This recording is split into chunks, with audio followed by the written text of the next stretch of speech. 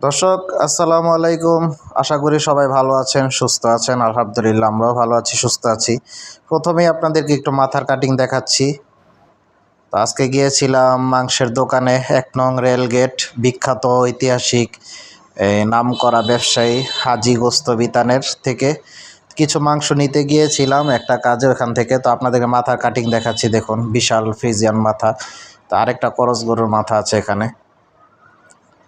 তো সামান্য একটু মাথার চামড়া ছিলা হচ্ছিল, সেখান থেকে আপনাদেরকে দেখাচ্ছি। এবং এই যে মাংসের দোকানে মোটামুটি ভিড় নির্বাচনের পরে।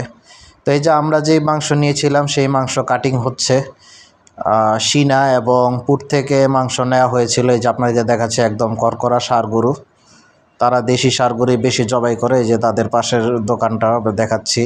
এই যে সবাই কাটিং করতেছে, ব্যস্ত আছে। তো আজকে 14ই ফেব্রুয়ারি 2026 রোজ শনিবার আপনাদেরকে দেখাচ্ছি। ভিডিওটি ভালো লাগলে লাইক কমেন্ট শেয়ার করবেন এবং অবশ্যই সাবস্ক্রাইব করবেন। আপনাদেরকে এই যে দেখাচ্ছি প্রত্যেকটাতে খুব সুন্দর সুন্দর পিস, আলাদা কোনো তেল চর্বি নেই, সামান্য রেওয়াজ আছে। তো পরবর্তীতে আবারও ভিডিও আসবে। সবাই ভালো থাকুন, সুস্থ থাকুন। আল্লাহ হাফেজ। দর্শক আসসালামু আলাইকুম। আশা করি সবাই ভালো আছেন, সুস্থ আছেন। আলহামদুলিল্লাহ আমরাও ভালো আছি, সুস্থ আছি। প্রথমেই আপনাদেরকে একটু মাথার কাটিং দেখাচ্ছি।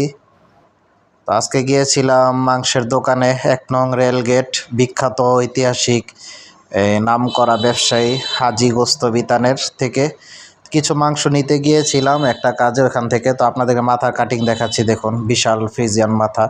তো আরেকটা করস গরুর মাথা আছে এখানে।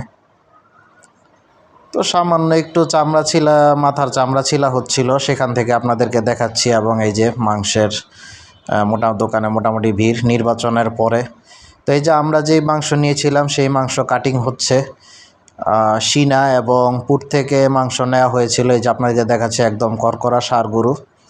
তারা দেশি ষাঁড় গরুই বেশি জবাই করে। এই যে তাদের পাশের দোকানটা দেখাচ্ছি। এই যে সবাই কাটিং করতেছে, ব্যস্ত আছে। তো আজকে 14ই ফেব্রুয়ারি 2026 রোজ শনিবার আপনাদেরকে দেখাচ্ছি।